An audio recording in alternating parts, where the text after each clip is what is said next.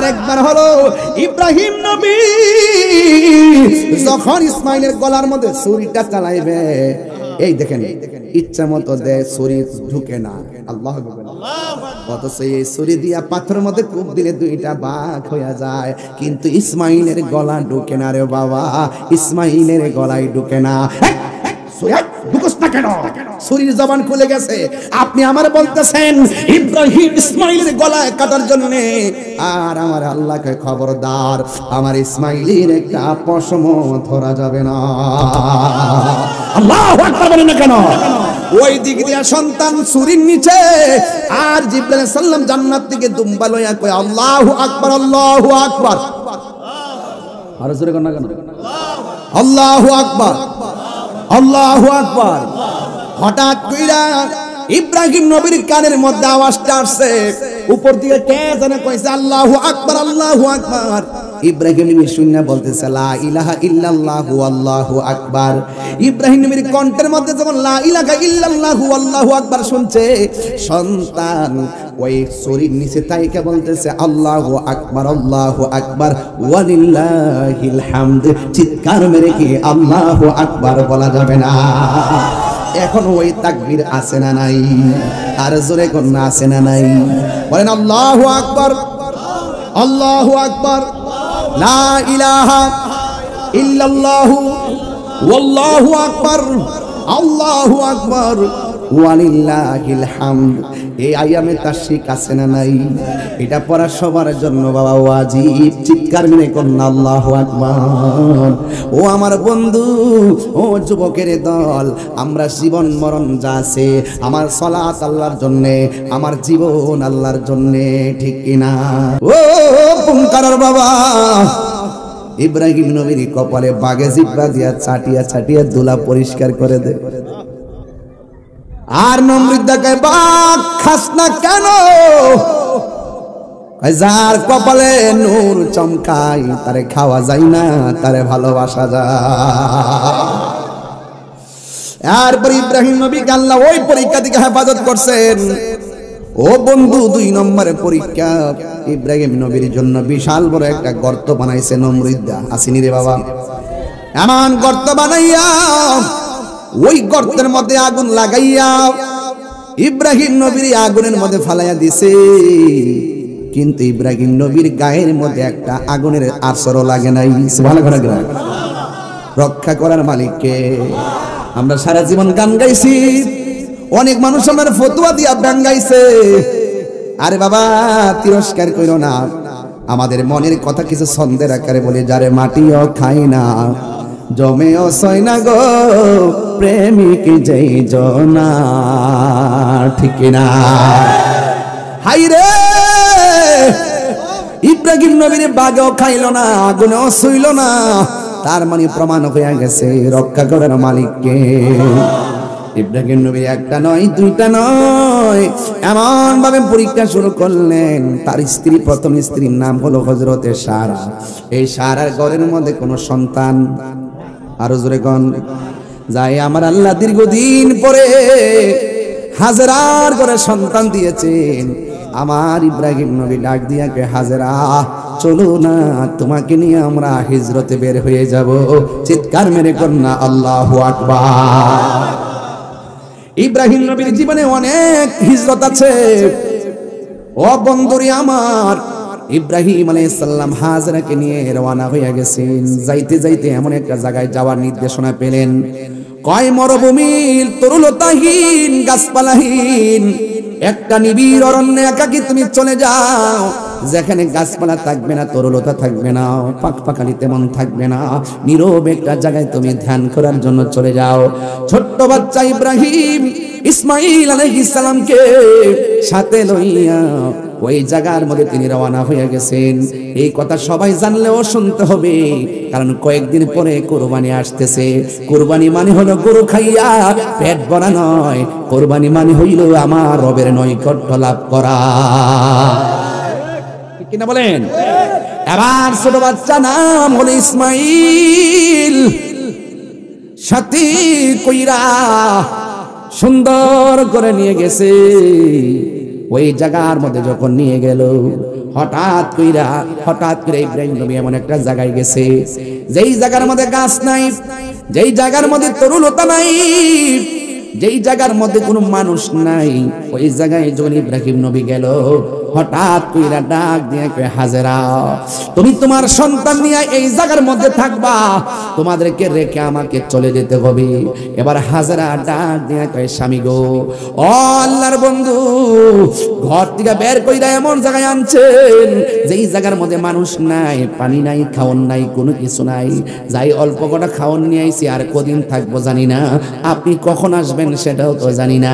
কয় না না না, খাবারের সঙ্গে কোনো সম্পর্ক নাই, আমাকে চলে যেতে হবে। এই কথা বলার পরে হাজেরা ডাক দিয়া বলে, নবী গো, আপনি কি আপনার স্বইচ্ছায় যাচ্ছেন নাকি আমার আল্লাহর হুকুমে যাচ্ছেন? ইব্রাহিম নবী বলে, হাজেরা ঘর থেকে বের হয়েছে আল্লাহর কথা, আমাদেরকে জঙ্গলার মধ্যে রেখে চলে যেতে হবে, আমার ইচ্ছা নয়, আমাকে হুকুম করেছেন একজন, জবান খুলে বলুন তিনি কে? আল্লাহু আকবার কোন? আমি আল্লাহর হুকুমে চলে যেতে হবে। এতক্ষণ বলছে মানুষ নাই, এতক্ষণ হাজেরা বলছে গাছ নাই, এতক্ষণ হাজেরা বলছে তরুলতা নাই, এতক্ষণ হাজেরা বলছে অন্য কোনো কিছু নাই, আমি কেমনে থাকবো? যেই মাত্র শুনছে আমারে আল্লাহ হুকুম করেছে যাওয়ার জন্য, হাজেরা ডাক দিয়া কয়, স্বামী গো, ও স্বামী আমার, আল্লাহ যদি আমাদের এই অবস্থা জানার পর আপনার হুকুম দিয়া থাকে, আর দেরি কইরেন না, আমরা এইভাবে রাইখে আপনি চইলা যান, নিশ্চয়ই আপনার রব আমাদেরকে না খাওয়ায়া মারবে না। তাহলে পরীক্ষা আছে না নাই? আরে বাবা, তুমি সন্তানরে গলা টিপে মাইরা ফেলাইতাছো খাবারের ডরে। আল্লাহ বলছে, বান্দা রে, তোরা খাবারের ডরে সন্তান হত্যা করিস না। ঠিক কি না বলেন? আওয়াজ করে বলেন, রিজিকের মালিক কে? যারে আল্লাহ সন্তানটা দেয়, আমার আল্লাহ রিজিক দিয়াই দুনিয়াতে পাঠাই। আজকে টুমকার আয়সা উস্তাবাজি দিয়া খাইলাম, দেশি মুরগি দিয়া খাইলাম, সবাই মনে মনে ভাবতেছে আপনি খাওয়াইছেন, আপনি খাওয়াইছেন। না না না, আমার রিজিক আপনার লেখা আছে, আল্লাহ আপনার দিয়া গোছাইছে, আমার ফেরে ঢুকাইছে। আমার রিজিক আমি খাইছি, ব্যবস্থা করছে আপনার দিয়া। কতক্ষণ ঠিক কিনা? এই জন্য খাওয়ানোর মধ্যে লস নাই। ভিক্ষু করে ভিক্ষা করতে আসলে যে যেইভাবে আসুক না কেন, এটার মধ্যে কোনো বাবা টেনশন করবেন না। জবানটা খুইলা কন, রিজিকের মালিক কে? রিজিক দেওয়ার মালিক কে? চিৎকার মেরে কন না আল্লাহু আকবার। এবার ইব্রাহিম নবী চলে গেছে হাজারা জনমানবহীন একটা নীরব জায়গায়। জবান খুলে কোন যার কেউ নাই তার কে আছে? ওয়া ইলাহুকুম ইলাহু ওয়াহিদুন লা ইলাহা ইল্লা হুয়ার রহমানুর রহিম।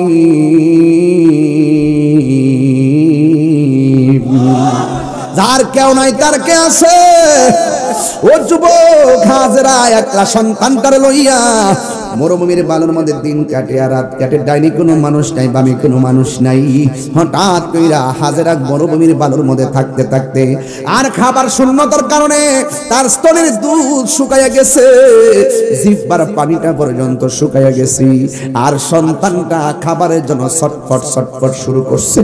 ওই সন্তানটা যখন কান্না শুরু করলো, এবার হাজেরা কয়, আমার স্বামী কাছে নাই, ঘরের মধ্যে খাবার নাই, যা খাবার আনছিলাম সব শেষ হয়ে গেছে। এখন আমার সন্তান রৌদ্রের মধ্যে পানির জন্য কান্না করি, জিহ্বা মুখে ঢুকাইয়া দেয়, পানি খুঁজে পাই না। ও বন্ধুরে, স্তনের দুধ শুকাইয়া গেছে, কি খাওয়াবে? মায়ের সামনে সন্তান না খায়া যদি কষ্ট পায়, বিদেশ বিরাজ্যে যারাই আছে তাদের চাইতে মা জননী বেশি কষ্ট পায়। ঠিক না? ও মা,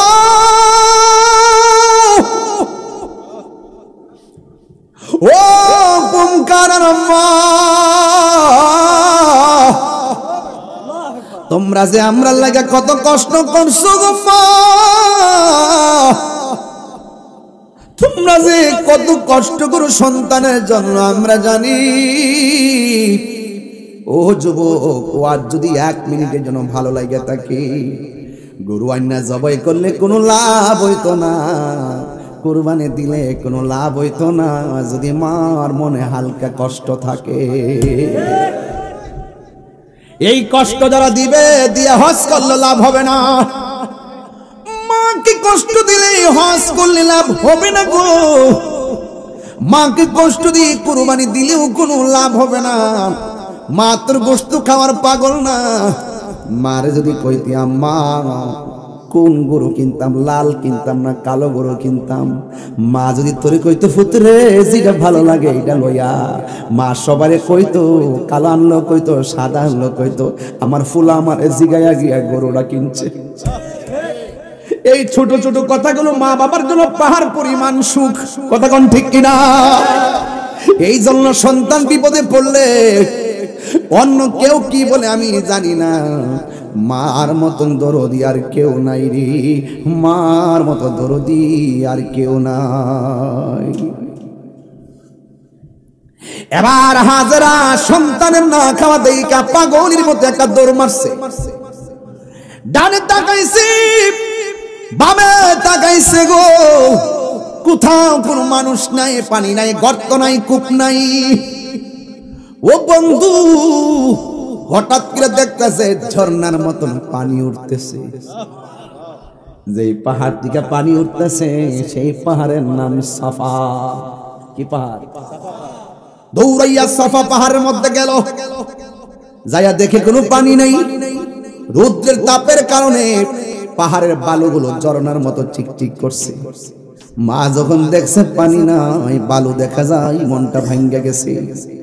ওই জায়গার মধ্যে আর সামনে তাকাইছে গো, সামনে তাকায় দেখে চিকচিক করতেছে ঝর্ণার মতো। দৌড়াইয়া ওই পাহাড়ের মধ্যে গেছে, যেই পাহাড়ের নাম হলো মারওয়া। ইন্নাস সাফা ওয়াল মারওয়াতা মিন শাইরিল্লাহ। আল্লাহ নিদর্শন, অনেকগুলা নিদর্শন দুনিয়াতে আছে। সব চাইতে বড় নিদর্শনের মধ্যে দুইটা নিদর্শন, একটা হলো সাফা আর একটা হলো মারওয়া। এই হাজারা একবার সাফা গেছে, আওলাকে সে পাগল বেশে শাড়ির আঁচলটা মাটির মধ্যে খেসরাইয়া আবার মারওয়া পাহাড়ে গেছে। আমি আমার মারে লইয়া ওই মারওয়া পাহাড়ের মধ্যে দাঁড়াইছি, সাফা পাহাড়ের মধ্যে গেছি। এই মারে লইয়া লইয়া দৌড়ে দৌড়ে এই 7টা তাওয়াফ করছি রে, 7 বার দৌড় মারছি রে। ও বন্ধু রে, বন্ধু রে, বন্ধু, এই মারওয়া পাহাড়ের মধ্যে সাফা পাহাড়ের মধ্যে এই হযরতে হাজেরা 7 বার দৌড় মারলো। ওই দিকটা পোলাটা পানির জন্য কাতরাইতাছে রুদ্রের ভিতরে, আর আওলাকে সে পাগল বেশে হাজেরা দৌড়াদৌড়ি করতেছে, কিন্তু পানি তো আর পাই না। 7টা দৌড় দিয়া পাহাড়ের গোড়ার মধ্যে বইসা আল্লাহরে ডাক দিয়া কয় আল্লাহ, জবানটা খুলে কর না আল্লাহ। এই আওয়াজে মানি না, জোরে বলো আল্লাহ। হাতটা তুলতে তুলতে মাথার উপরে হাত তুল্লা ফালাইছে। আর আমার দেশের মৌলবীরা হাত তুল্লা দোয়া ফানা।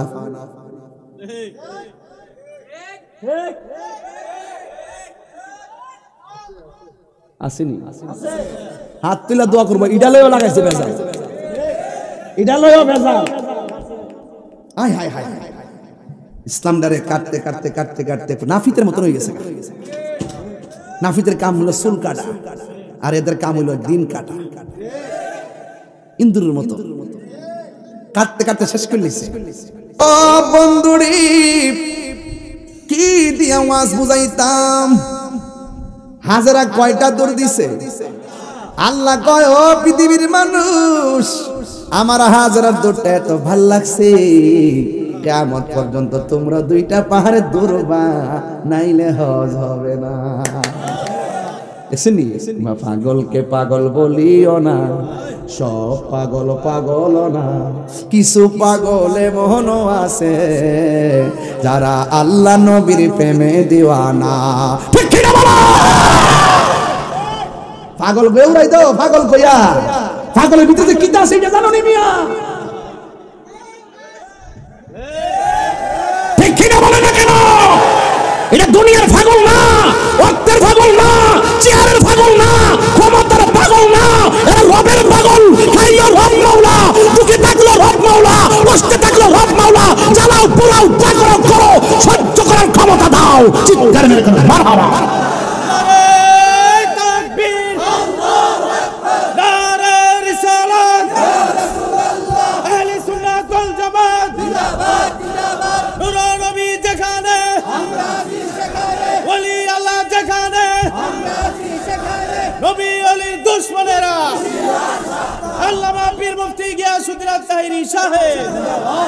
আল্লাহু আকবার জোরে বলেন, চিৎকার মেরে ইয়া রাসূলুল্লাহ। তাইলে হজে গেলে সাফা মারওয়া দূরতে হয় কি হয় না? আর জোরে হয় কি হয় না? হয়। এবার হাজরা দুইটা হাত তুলতে তুলতে মাথার উপরে উঠাইছে গো। আল্লাহ ডাক দিয়ে কয় জিবরাইল আমার পাগলনি হাজারের কাছে যাও, দোয়া কবুল হইয়া গেছি। এবার তিনি একটা দৌড় মারলেন, সন্তানের কাছে চলে গেছে। যাইয়া দেখে সন্তান দুইটা পা সুন্দর করে লড়াইতেছে, পায়ের গোড়া দিয়া মাটির নিচ থেকে পানি বাইরিতেছে।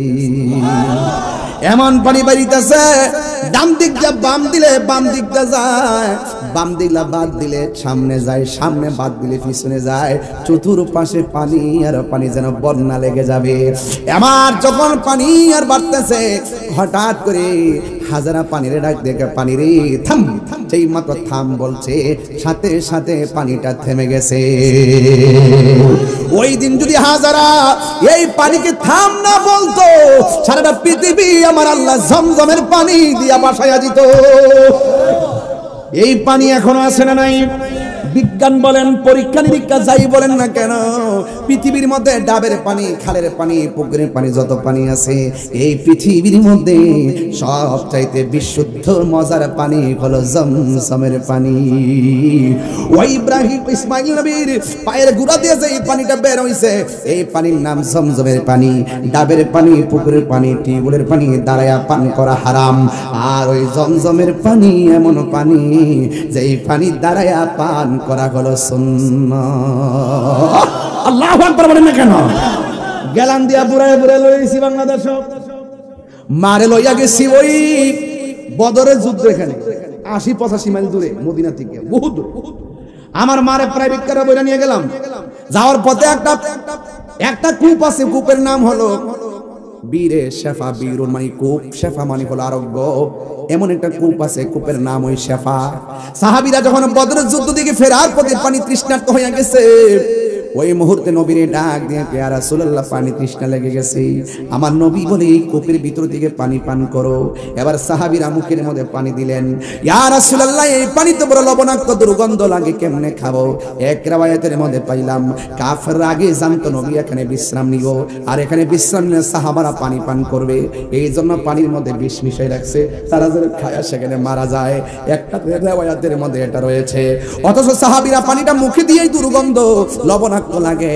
এবার আমার নবীরে বলল, ইয়া রাসূলুল্লাহ এত তৃষ্ণা, বুক ফেটে যায়, মাথার ছাতি ফেটে যায়, গলা শুকায়া যায়, কিন্তু আমাদের বড্ড মন চাইতেছে পানি পান করব। ওই মুহূর্তে আমার নবী বলে পানি পান করো। এবার তারা মুখের মধ্যে পানি নিয়ে ফালাইয়া দিলেন। আল্লাহর হাবিব উল্টা দাইয়া নিজের থুতু মুবারকটা ওই কূপের মধ্যে ফেলে দিয়ে বললেন, সাহাবীরা রে, যেই কূপের পানি লবণাক্ত লেগেছে, তোমরা সেই পানি এখন পান করো, আমি থুতু মুবারকটা দিয়েছি। সাহাবীরা বলেন, নবী গো, আপনি যখন কূপের মধ্যে থুতু মুবারকটা দিয়েছেন, আল্লাহর কসম করে বলি অনেক স্বাদের পানি আর জিহ্বাই লাগে নাই। এই জন্য বিজ্ঞানরা বলতেছে ১ নম্বর পানি হলো জমজমের পানি, ২ নম্বর পানি হলো বীরে শেফার পানি। ওই দিন আমি ক্যান্টিন, ছোট ছোট সাদা ক্যান্টিন দিয়ে বুড়াইয়া নিয়ে আসছি বাড়ির মধ্যে। ও বন্ধুরে, শুধু হজ করতে যায় ঘুরাই সাফিরেন না, এমন কিছু জায়গা আছে, এই জায়গাগুলো সুযোগে যায় ঘুরে আসবেন, কারণ এই সুযোগ সব সময় হবে না, ঠিক কিনা? এবার জমজমের পানি হয়ে গেছি, মা পানি পান করলো, এমন পানি উঠতেছে, পাক পাখালিরাও আসা শুরু করছে, পানি আছে। সুবহানাল্লাহ। যে জংলার পাশে পানি নাই, ওই জংলার পাশে পাশে পাক পাখালিরাও থাকে। না। এবার ওই পাক পাখালিরা এখন আসতে শুরু করছে, কিচিমিচি আওয়াজ, আর মানুষগুলো কাফেলা নিয়ে যায়। পাখির আওয়াজ শুনে মানুষের আওয়াজ টের পাইয়া অনেক মানুষ এই পানি নেওয়া শুরু করছে। আস্তে আস্তে সেই জায়গাটা আবাদ হয়ে গেছে। এবার ইন দি মিন টাইমে ইব্রাহিম নবীর সন্তান ইসমাইল আলাইহিস সালামকে লইয়া হাজারা যখন মরুভূমিতে বসবাস করে, মোটামুটি ইসমাইল আলাইহিস সালাম চলতে পারে, ওই মুহূর্তে ইব্রাহিম আলাইহিস সালাম তিনি মনস্থ, তিনি আসলেন। কিন্তু আসার আগে কি করছে জানেন? আল্লাহ ডাক দিয়ে কার একটা পরীক্ষা, আল্লাহ ডাক দিয়ে ইব্রাহিম তোমার যেটা ভালো লাগে, তোমার প্রিয় জিনিসটা তুমি কুরবানি করো। দুম্বা কুরবানি করছে, আল্লাহ বলে আমার পছন্দ হয় না। ভেড়া কুরবানি করছে, আল্লাহ বলে আমার পছন্দ হয় না। মেষ কুরবানি করলো, আল্লাহ বলে আমার পছন্দ হয় না। এরপরে আল্লাহ কয় ইব্রাহিম যতই তুমি কুরবানি করো আমার কাছে পছন্দ হয় না। এর চাইতে তোমার সবচাইতে প্রিয়তম যেই লোক, প্রিয়তম যা আছে, সবচাইতে পছন্দের জিনিসটা আমি আল্লাহর নামে কুরবানি করো। এবার ইব্রাহিম নবী চিন্তায় পড়ে গেলেন, এতগুলা কুরবানি করলাম আল্লাহর কাছে পছন্দ হয় না। ঠিক আছে, তাইলে আমার তো মনে হয় আমি যেই সন্তানটারে মরুভূমির বালুর মধ্যে রাই কাটছি, ও বন্ধুরে, ও ব্রাহ্মণ পাড়ার বাবা, এটা সাধারণ কোন সিদ্ধান্ত নয়। আল্লাহর পাইতে চাই, আল্লাহ গো আমার কাছে সবচেয়ে প্রিয় হলো আমার সন্তান। আল্লাহ ঠিক আছে, বনের পশু কুরবানি দিলাম, তোমার পছন্দ হয় না, তোমাকে পাওয়ার জন্য আমার সবচাইতে পছন্দের সন্তানটারে আমি কুরবানি দিয়ে দিব।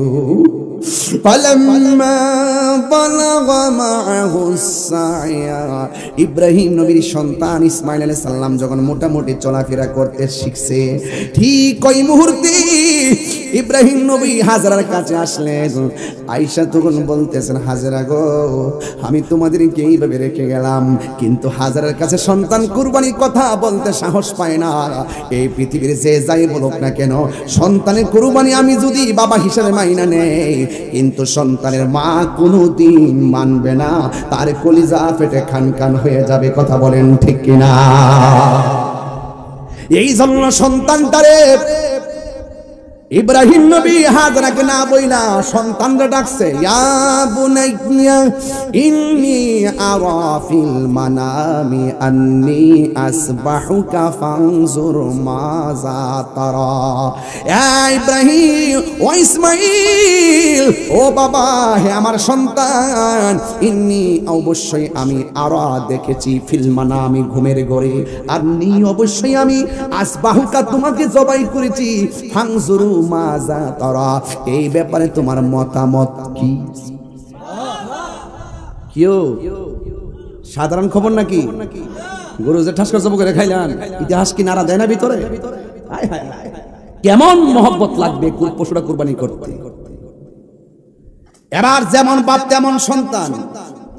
সন্তানটা দিয়ে কইয়া আবাতি ফাল মা তুমার সাতাজিদুনি ইনশাআল্লাহু মিনাস সাবিরিন।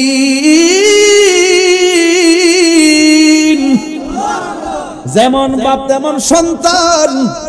সন্তান ডাক দিয়ে কে আব্বা, যা আপনি স্বপ্নে দেখছেন তাই আপনি করেন, আমি রাজি আছি, অবশ্যই আপনি আমাকে ধৈর্যশীল পাবেন। চিৎকার মেরে করুন আল্লাহু আকবার। বাপ রাজি, সন্তানও। এবার ইব্রাহিম নবী এরপর কয় না, হাজেরা আমি স্বপ্নে দেখছি পোলারে জবাই, কোন পোলা রাজি হইছে, তুমিও রাজি হয়ে যাও। এই কথা না বইলা কি বলছে জানেননি? বলছে, হাজেরা গো আমার জাদু মনিরে তুমি সাজাইয়া দাও, আজকে একটা ভিআইপি দাওয়াত খাইতে যামু। সুন্দর করে সাজাইয়া বাবার হাতে সন্তানটারে তুলে দিছি গো, যেই মাত্র তুলে দিছে রে বাবা, রাস্তা দিয়ে যাওয়ার সময় মিনার প্রান্তরি, ও বন্ধুরে বন্ধুরে, শয়তান আসছে হাজেরার কাছে। হাজেরার আয়েশা ডাক দিয়ে কয়, হাজেরা তোমার সন্তান তুমি কিসের জন্য দিয়া দিছো? তুমি জানো নি তোমার স্বামী বনবাসে রাইকা চইলা গেছে, এখন আবার আসছে তোমার সন্তানরে জবাই করে ফেলাইব, এই জন্য তোমার সন্তানরে লইয়া গেছে। হাজেরা বলে, ও মরদুদ শয়তান, যা যা যা, আমার সন্তান যদি আল্লাহর রাস্তায় কুরবানি হয় আমি সন্তানের মা হিসাবে ধন্য হয়ে যাব। আর ওই দিক দিয়া ইসমাইল নবীর কাছে গেছে, যায়া কয়, ইসমাইল তুমি জানো নি তোমার বাবা তোমারে কোথায় নিয়ে যাইতেছে? কই তোমারে নিয়ে জবাই করে ফেলাইব। এবার ইসমাইল আলাইহিস সালাম হাতের মধ্যে কঙ্কর লইয়া এইভাবে তারে নিক্ষেপ করলো, দূরহ দূরহ, এইভাবে 7 বার কঙ্কর নিক্ষেপ করলো।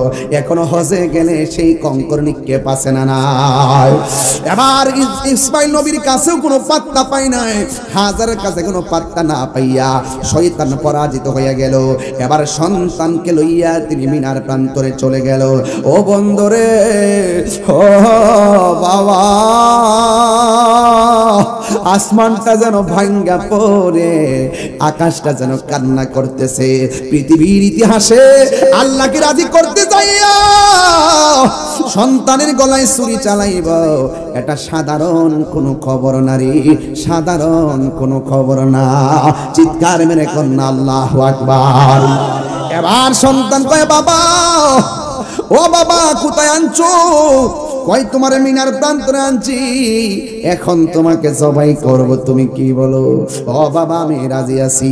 এই কথা বলার পর ওয়াতাল্লাহু লিল জাবিন, সন্তানটারে কাটকিরা মাটির মধ্যে শুয়াইছে। এবার সন্তানের গলায় যখন ছুরিটা চালাইব, সন্তান আমার আল্লাহরে আমার ইব্রাহিম নবীরে ডাক দিয়ে কয়, এ বাবা আপনার নাম আমি না আপনার শখের সন্তান, চোখের দিকে তাকায় আপনি আমারে কেমনে জবাই করবেন? হয়তো আপনার একটু মায়া লাগতে পারে, আমার প্রতি মায়া যদি হয় আল্লাহ গুসা হয়ে যাইতে পারে, মায়া যেন না লাগে।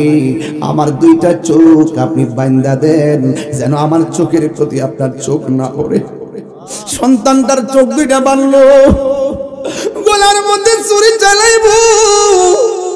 সন্তান বলে, আব্বা গলায় যদি ছুরি চালাবেন, আমারও তো একটা জীবন আছে, আমারও তো একটা জান। গলায় ছুরি চালাইলে আমার হাত লড়বে, পা লড়তে পারে, আমার পা যদি লড়ে আপনি আল্লাহর রাজি করতে যে ছুরিটা চালাবেন, ছুরিটা একটু এদিক সেদিক হয়ে গেলে আল্লাহ বেজার হয়ে যেতে পারে। ও বাবা, ও বাবা, ও বাবা,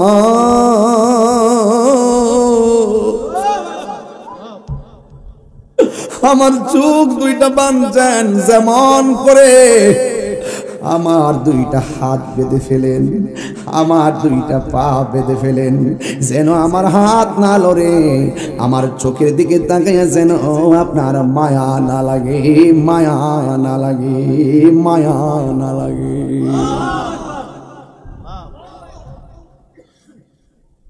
ও বন্ধুরে,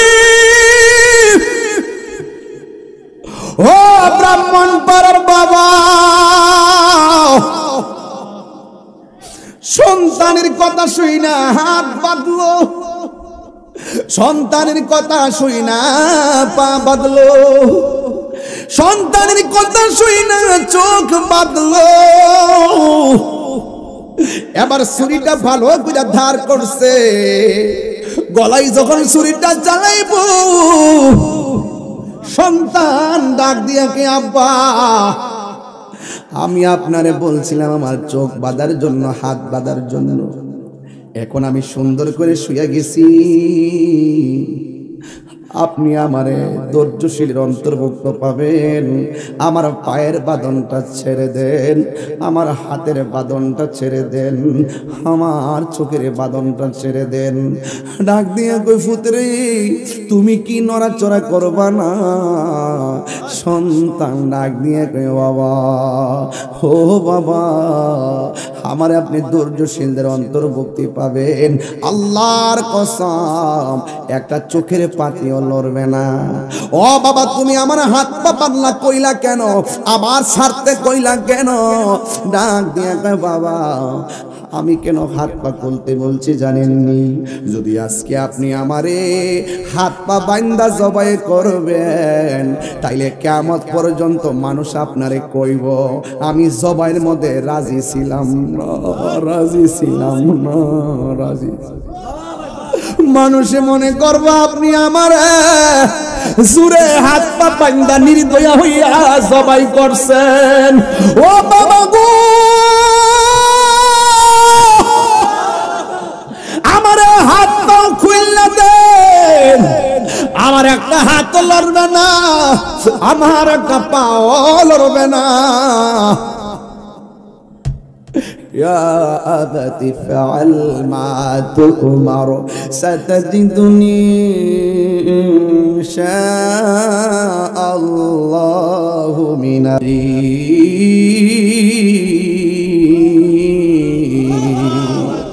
আমার ধৈর্যশীলদের অন্তর্ভুক্তি পাবেন।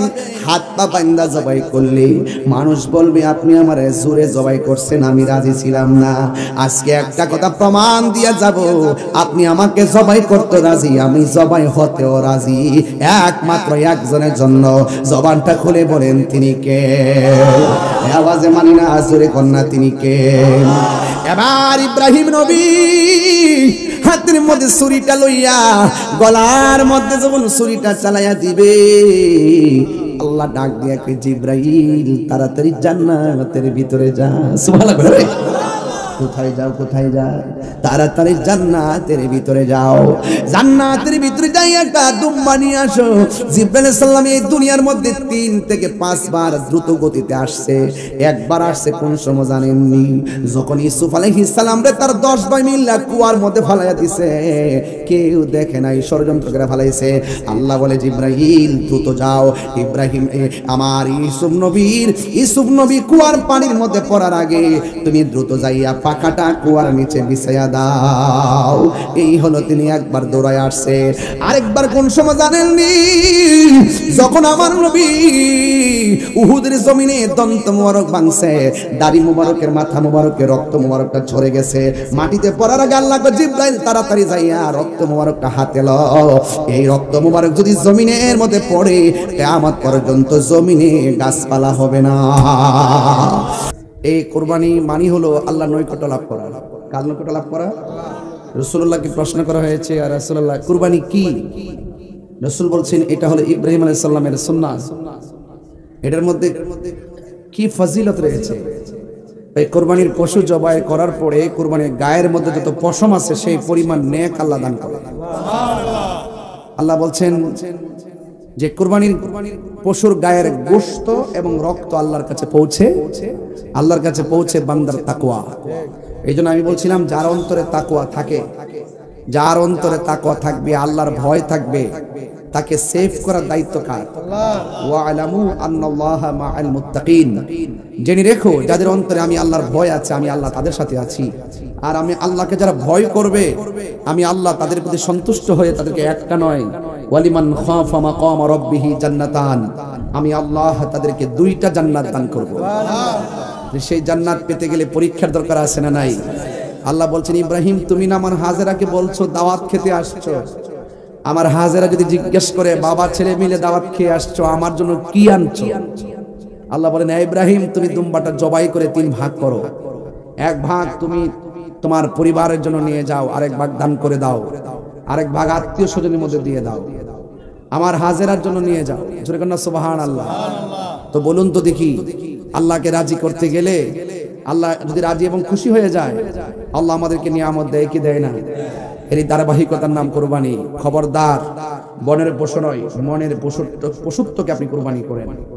আপনার রিয়া, আপনার অহংকার, আপনার হিংসা, আপনার ক্রোধ, আপনার লালসা, আপনার দেমাগ, আপনার তাকাব্বুরি, এগুলোকে আগে দাফন করেন, কুরবানি করেন। এরপরে পশুর গলার মধ্যে বিসমিল্লাহি আল্লাহু আকবার বলে আপনি জবাই করেন। এই রক্ত মাটিতে পড়ার আগে আপনার কুরবানি কবুল হয়ে যাবে। তবে খবরদার, শুরুতে বলছিলাম যে আপনার বাড়ির গোশতের রান্নার গ্রান পাশের বাড়ির গরিবের নাকে যাওয়ার আগে আপনি কি করবেন? তার বাড়িতে তার অংশটা পাঠিয়ে দিবেন, যেন আপনাদের সাথে সমানভাবে সে এই খাবারের তৃপ্তিটা অনুভব করতে পারে। কথা বলেন ঠিক কিনা?